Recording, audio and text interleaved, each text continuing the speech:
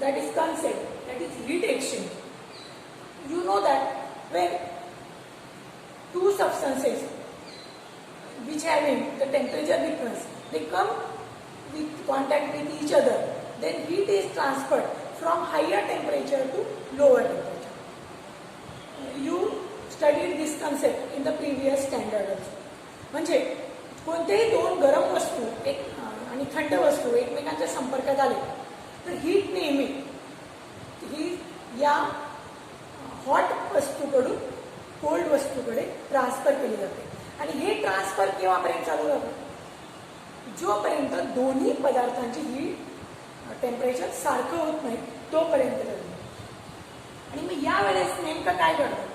म्हणजे एक पदार्थ जो हॉट पदार्थ आहे, गरम पदार्थ आहे, तो या थंड पदार्थाला हीट देतो. आणि दुसरं जे आहे जो थंड पदार्थ आहे तो त्या गरम पदार्थाकडून हीट ॲब्झॉर्ब करतो. त्यामुळे एकाने हीट लॉस केली आहे आणि एकाने हीट ॲब्झॉर्ब केली आहे. आणि मग heat loss by hot object is equal to heat gain by the cold object. हा जो कन्सेप्ट आहे it is called as concept of heat exchange. म्हणजे याच्यामध्ये एक्झॅक्टली सिमिलर. समजा आपण दोन बॉडी एका याच्यामध्ये ठेवल्या, एका अशा वातावरणात ठेवल्या की ज्यांचा बाहेरच्या हीटशी काहीच संबंध नाही आहे. जर त्यांना पूर्ण इन्सुलेट करून एक थंड वस्तू आणि गरम वस्तू जर आपण एका याच्यावर ठेवली वस्तू भांड्यामध्ये, तर त्यांच्यामध्ये जी हीट एक्सचेंज होते ती पूर्ण एक्झॅक्टली म्हणजे जितकी हीट या हॉट पदार्थाने लॉस केलेली आहे बरोबर तेवढीच हीट या कोल्ड पदार्थाने ॲब्झॉर्ब केली आहे. आणि मग दोघांचंही टेम्परेचर जे आहे ते सिमिलर होतं. वातावरणाचं आपण समजा पूर्ण इन्सुलेशन केलं तर हीट बाहेर दिली जात नाही. तर मग काय होतं नेमकं? ही जी हीट ट्रान्सफर त्या दोन पदार्थांमध्ये होते, एक गरम आणि एक थंड. गरम वस्तू थंड होते आणि थंड वस्तू थोडी गरम होते. दोघांचं टेम्परेचर सारखं होतं आणि मग ही प्रोसेस थांबते. आणि this is called as the principle of heat exchange. This principle of heat exchange is use to measure the specific heat of an object by mixing method, and for that purpose we have to use the calorimeter. In the previous standard you have studied about the calorimeter. म्हणजे मागच्या वर्षी तुम्ही कॅलरीमीटर्स जे आहे त्याची रचना study केली होती की याच्यामध्ये एक लाकडी बॉक्स असतो, त्याच्यामध्ये एक कॉपर मेटलचं कंटेनर ठेवलेलं असतं आणि ही जी पूर्ण सिस्टीम आहे ती बाहेरच्या वातावरणापासून आयसोलेट केलेली असते की त्यामुळे हीट जे आहे ते बाहेर जाणार नाही, बाहेरची हीट मध्ये येणार नाही या पद्धतीने. आणि मग जेव्हा आपल्याला ज्या पदार्थाची स्पेसिफिक हीट मेजर करायची असते त्याचा एखादा सॉलिड बॉल घेऊन त्याचा या कॅलरीमीटरमध्ये यूज करता येतो. आता हा जो सॉलिड ऑब्जेक्ट ज्याचं आपल्याला स्पेसिफिक हीट काढायची आहे त्याला गरम करायचं आणि ते त्या कॅलरीमीटरमध्ये थोडं वॉटर घेऊन त्या वॉटरमध्ये तो सॉलिड हॉट बॉल जो आहे तो त्याच्यामध्ये टाकायचा.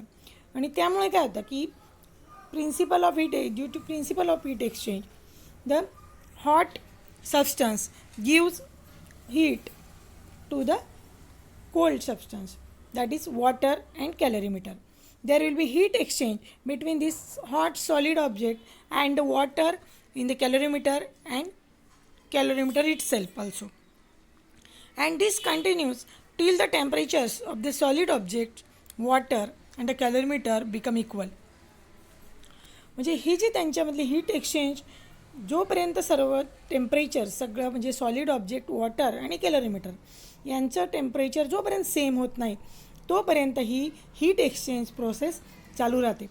आणि मग आता प्रिन्सिपल ऑफ हीट एक्सचेंजनुसार heat loss by the solid object is equal to heat gain by the water in calorimeter plus heat gain by the calorimeter. आता इथे heat loss by the solid object म्हणजे जो आपण घेतलेला आहे hot ball, solid ball, that is Q and which is equal to mass of that solid object, its specific heat multiplied by decrease in temperature. म्हणजे याच्यामध्ये त्याचा मास आपण मोजून घेऊ शकतो, स्पेसिफिक हीट आपल्याला काढायची आहे आणि decrease in temperature we can calculate. म्हणजे त्याच्यामध्ये कॅलरीमीटरमध्ये थर्मामीटर पण ॲडजस्ट केलेलं असतं की ज्यामुळे आपल्याला इनिशियल टेम्परेचर आणि फायनल टेम्परेचर आपल्याला काढता येतं आणि त्यावरून डिक्रीज इन टेम्परेचर किती झालं ते आपण त्याच्यामधून काढू शकतो. त्यानंतर heat gain by the water that is equal to Q1 is equal to mass of the water. म्हणजे आपण वॉटर पण मेजर केलेलं असतं त्याचं मास, स्पेसिफिक हीट आपल्याला माहिती आहे वॉटरची आणि त्याच्यात किती टेम्परेचर इन्क्रीज झालं हे पण आपण या थर्मामीटरच्या साहाय्याने काढू शकतो की त्याचं आधीचं टेम्परेचर काय होतं आणि नंतरचं टेम्परेचर काय होतं. So heat gain by the water Q1 is equal to mass of the water multiplied by specific heat multiplied by increase in its temperature, that is mc delta T. Now heat gained by the calorimeter Q2, because the heat is gained by water and calorimeter both, and therefore heat gained by the calorimeter, the formula for that is the same, that is mass of the calorimeter multiplied by specific heat multiplied by increase in its temperature. म्हणजे कॅलरीमीटरचं मास पण count केलेलं असतं. त्यानंतर त्याची specific heat कॉपरचं वापरल्यामुळे त्याची specific heat पण आपल्याला माहिती असते आणि त्याच्यात इन्क्रीज किती झालं टेम्परेचरमध्ये ते आपण या थर्मामीटरच्या साहाय्याने काढू शकतो. आणि म्हणून मग फायनल त्याचं जे इक्वेशन बनतं की heat lost by the hot object is equal to heat gain by calorimeter plus heat gain by water. That means total Q is equal to Q2 plus Q1 or Q1 plus Q2. And using this equation, if the specific heat of water and calorimeter are known, the specific heat of the solid object can be calculated. This is called as a mixing method. So calorimeter is used for this purpose. Now here Q that we have seen, Q is equal to M into C into delta T, that is change in temperature. So that formula we can put in this Q1, Q2 and we can find the answer. Now there are some solve examples in your books. So we'll see this example first and afterwards you can solve from the exercise. How much heat energy is necessary to raise the temperature of 5 kg of water from 20 degrees Celsius to 100 degrees Celsius? Now in this example, what quantities are given that we have to first write here. म्हणजे कोणतंही numerical solve करताना एक लक्षात घ्यायचं की जे जे तुम्हाला फिजिकल क्वांटिटी काय माहिती दिलेली असेल ते सगळं आधी याच्यामध्ये नोंद करायचे आणि मग नंतर ते कोणत्या फॉर्म्युल्यामध्ये आपल्याला यूज करता येईल त्याचा विचार करायचा. आता या ठिकाणी mass of water is given which is equal to M is equal to 5 kg. Then specific heat of water we know that is 1 kilocalorie per kg degree Celsius, and the change in temperature that is delta T is equal to final temperature is 100 and initial temperature is 20, and so 100 minus 20 that is equal to 80 degree will be the change in temperature. So energy to be supplied to water is equal to energy gained by water.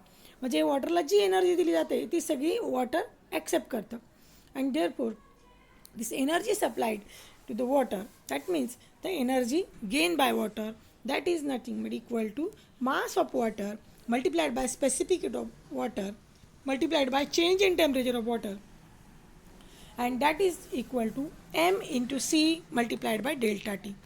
Here mass we know C it is 1 and delta T that is 80 degree. So 5 into 1 into 80 degree that will be equal to 400 kilocalorie. Hence the heat energy necessary to raise the temperature of water is equal to 400 kilocalorie. So this we can use this MC into delta T, this formula for to solve the example. Now we see the second example in your book. It is little bit broad. A copper sphere of 100 gram of mass is heated to raise the temperature to 100 degree Celsius and is released in the water of mass 195 gram and temperature 20 degree Celsius in a copper calorimeter. म्हणजे कॉपरचाच एक spare घेतला आहे आणि त्याला 100 डिग्रीपर्यंत तो hot होता आणि मग त्याला या वॉटरमध्ये टाकलं आहे आणि त्याचं टेम्परेचर आहे 20 डिग्री. म्हणजेच कॅलरीमीटरचं सुद्धा टेम्परेचर 20 डिग्रीज येईल, कारण कॅलरीमीटर वॉटरमध्ये ठेवलेलं आहे म्हणून दोघांचं टेम्परेचर सिमिलर असेल, that is 20 degree. If the mass of कॅलरीमीटर is 50 gram, what will be the maximum temperature of water. मग आता या मिक्सचरचं टेम्परेचर काय झालं, पाण्याचं टेम्परेचर कितीने वाढलं, हे या क्वेश्चनमध्ये एक्झाम्पलमध्ये आपल्याला पाहायचं आहे. आणि त्यासाठी आता आपण जे प्रिन्सिपल ऑफ हीट एक्सचेंजचं जर पाहिलं की Q is equal to Q1 plus Q2 कॅलरीमीटरमधलं, तर त्याचा यूज आपल्याला इथे करायचा आहे. आणि त्यासाठी आधी काय काय दिलेलं आहे त्याच्या इथे नोंदी केलेल्या आहेत. That is specific heat of copper, it is 0.1 calorie per gram on degree Celsius. Now here all the measurements are in CGS system. So we have to take first see that all the measurements should be in same MKS, that is SI system or CGS system. म्हणजे जर वेगवेगळ्या सिस्टीममध्ये जर हे क्वांटिटीत दिलेले असेल तर आपलं कॅल्क्युलेशन बरोबर येत नाही.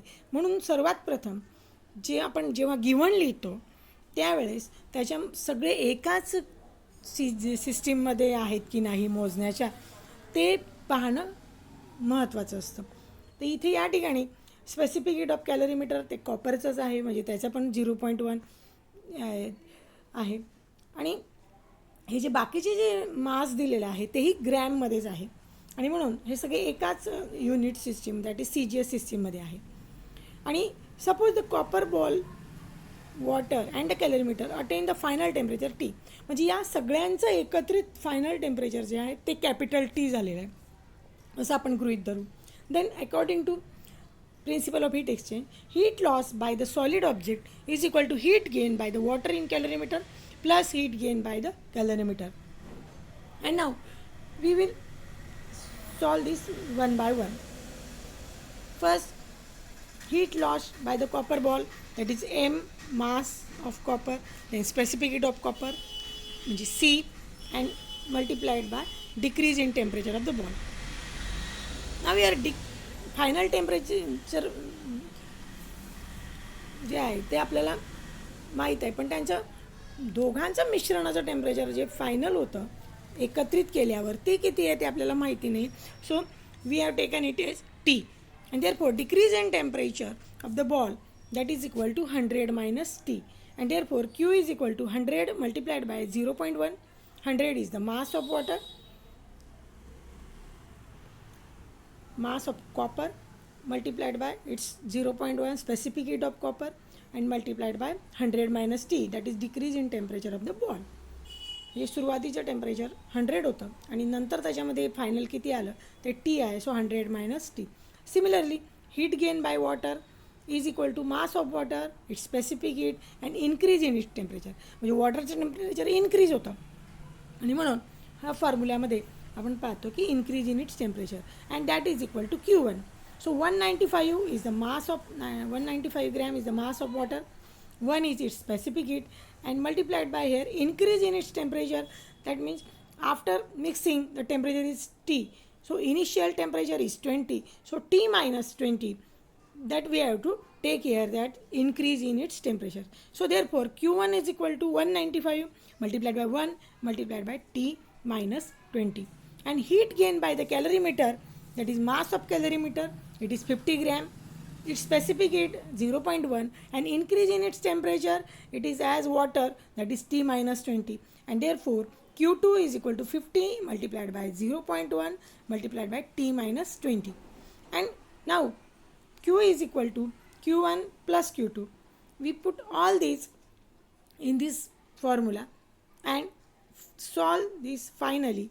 The T value of T, all these we know, we don't know only the value of T, and by solving this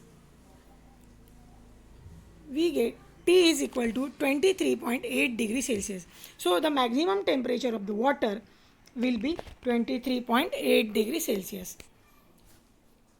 So this is the final answer, that is it is the temperature of when mixture it is, that is water, calorimeter and that hot solid copper ball. So finally we get this temperature. Now this example 3 is excluded from your syllabus now, is which are related to latent heat of melting, latent heat of vaporization, and all this.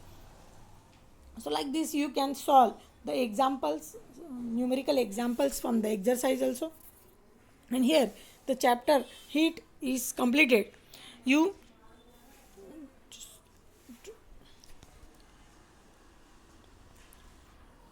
solve the exercise in your notebook, and if you have any difficulty, then we will see it afterwards, or when school will start we'll see about these difficulties. So till you complete this exercise.